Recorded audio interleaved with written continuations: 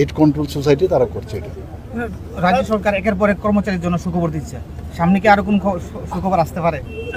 দেখা যাক, সুখবর তো শেষ হয় না, একটার পর একটা গেলে আবার বলে আরেকটা সুখবর লাগবে। তো আমরা তো সরকারি যারা কর্মচারী আছে আমাদের সরকার তাদের বান্ধব হিসাবে ওরা ধরতে পারে, আমরা সেইভাবে কাজ করছি।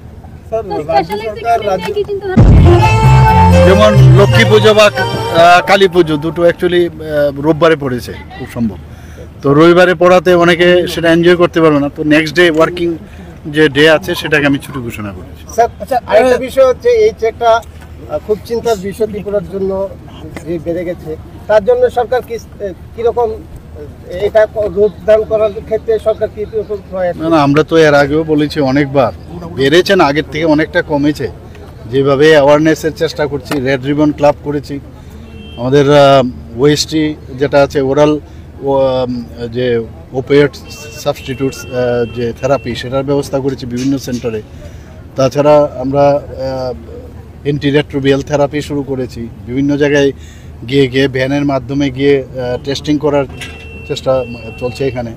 আর স্কুল কলেজের ছাত্রছাত্রীদের মধ্যে এটা অ্যাওয়ারনেস করার যা যা দরকার আমাদের এই যে এইড কন্ট্রোল সোসাইটি তারা করছে এটা।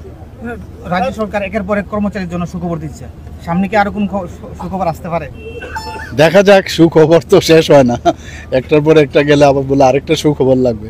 তো আমরা তো সরকারি যারা কর্মচারী আছে আমাদের সরকার তাদের বান্ধব হিসাবে ওরা ধরতে পারে, আমরা সেইভাবে কাজ করছি।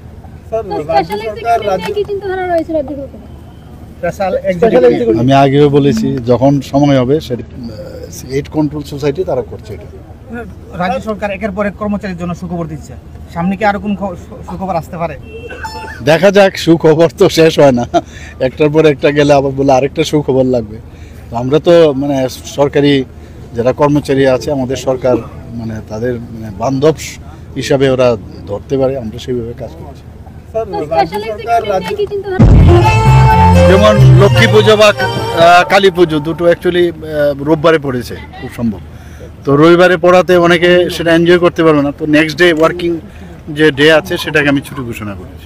আচ্ছা, আরেকটা বিষয় হচ্ছে এই চেকটা খুব চিন্তার বিষয় ত্রিপুরার জন্য যে বেড়ে গেছে, তার জন্য সরকার কিরকম এটা রূপদান করার ক্ষেত্রে সরকার কি না, আমরা তো এর আগেও বলেছি অনেকবার, বেড়েছে না, আগের থেকে অনেকটা কমেছে।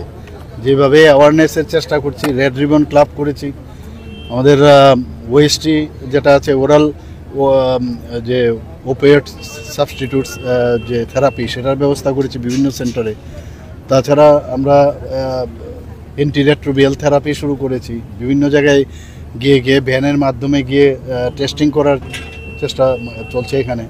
আর স্কুল কলেজের ছাত্রছাত্রীদের মধ্যে এটা অ্যাওয়ারনেস করার যা যা দরকার আমাদের এই যে এইড কন্ট্রোল সোসাইটি তারা করছে এটা। রাজ্য সরকার একের পর এক কর্মচারীর জন্য সুখবর দিচ্ছে, সামনে কি আরো কোন সুখবর আসতে পারে? দেখা যাক, সুখবর তো শেষ হয় না, একটার পর একটা গেলে আবার বলে আরেকটা সুখবর লাগবে। তো আমরা তো সরকারি যারা কর্মচারী আছে আমাদের সরকার তাদের বান্ধব হিসাবে ওরা ধরতে পারে, আমরা সেইভাবে কাজ করছি।